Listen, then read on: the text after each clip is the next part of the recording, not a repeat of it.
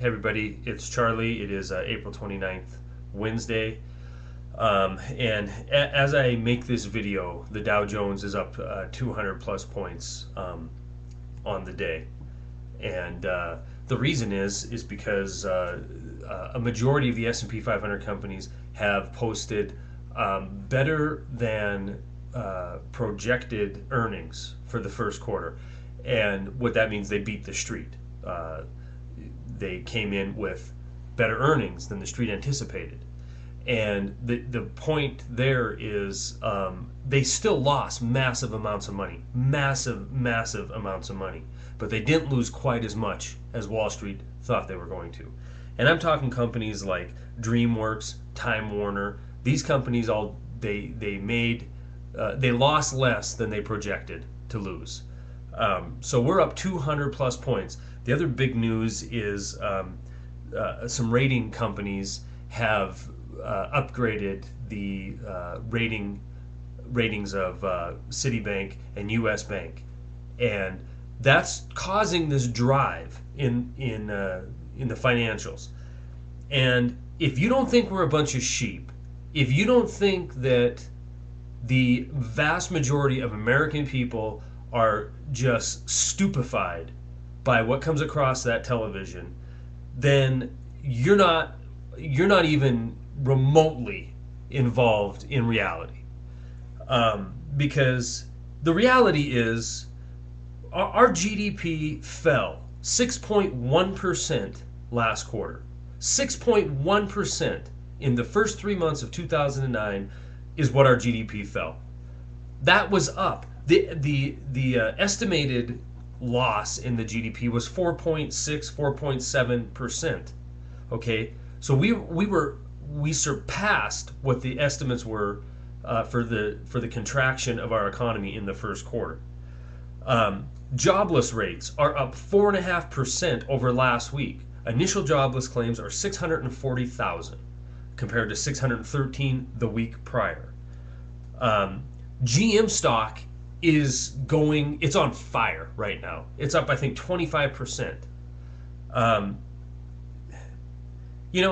General Motors is going to be owned by the federal government. How on earth is its stock rising? I can't even begin to understand this. You and I are going to own 50% of that company. And the UAW is going to own 39% of it. And the UAW is going to own 59% of Chrysler. Yet, this economic news is a cause for a rally in the stock market? I don't get it. It's frustrating, and it makes me want to throw my TV off of my deck and watch it just smash into pieces, because it's nothing but a device to peddle propaganda to a bunch of sheep.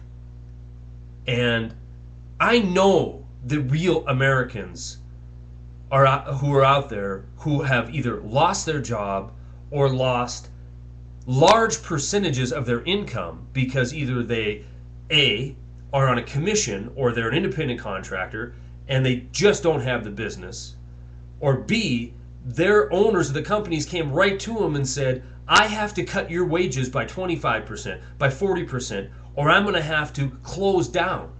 So there's millions of people underemployed.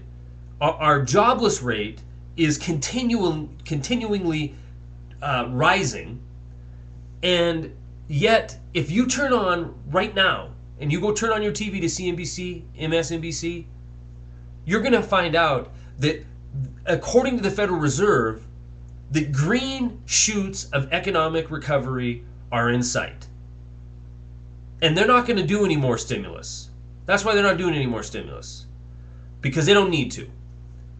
They're not doing any more stimulus because they know the country will not take any more. We cannot take any more. We can't pay for what we've already committed to. GDP shrinks by 6.1% in the first quarter. Do you know what that does to tax revenue? It shrinks it.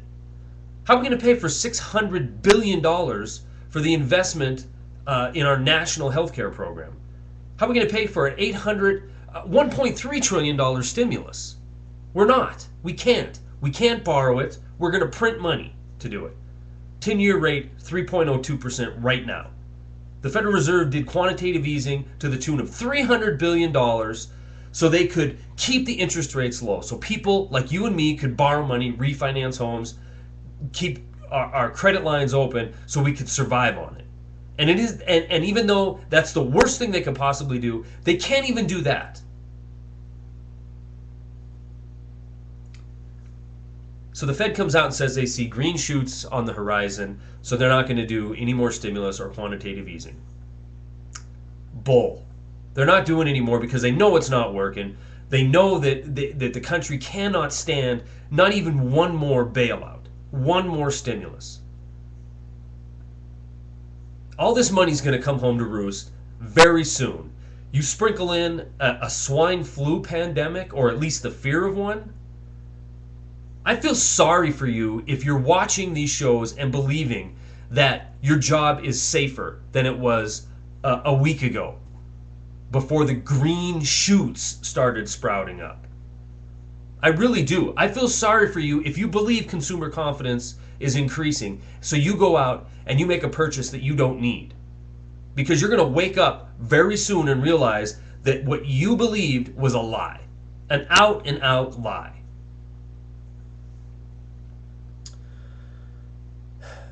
Anyway, obviously it's a hot button subject for me because, I see reality. I see businesses going under, and what is not reported is the underemployment, the average work week, which is now 33 hours a week. We're $280,000 for a photo op for Air Force One.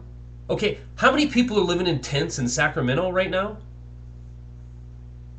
$1.5 billion to ramp up swine flu epidemic information to get it out to the public. Really? We don't spend enough money? Now we're going to throw $1.5 billion at an epidemic that's not even an epidemic yet? Folks, we're in a lot of trouble. We're in a lot of damn trouble. And if you are turning on that TV at night and downloading that propaganda into your brain, you are going to be caught at the tail end. At the tail end of this train that's leaving the station. And there's not going to be room for you on it. Don't believe what look at the real numbers. Talk to your friends. I personally know over 100 people that have either lost their jobs or been cut to half time or half their pay. Do the same thing I did. Open your eyes, look around, talk to your friends and family. Everybody is hurting. Our economy is not recovering. We are not going to have a V-shaped recovery. We're not going to have a recovery late 2009. The consumer economy is dead. If you have extra money, pay down your debt, put in some food, get ready for a long, hard road ahead, because that's reality. Thanks for watching.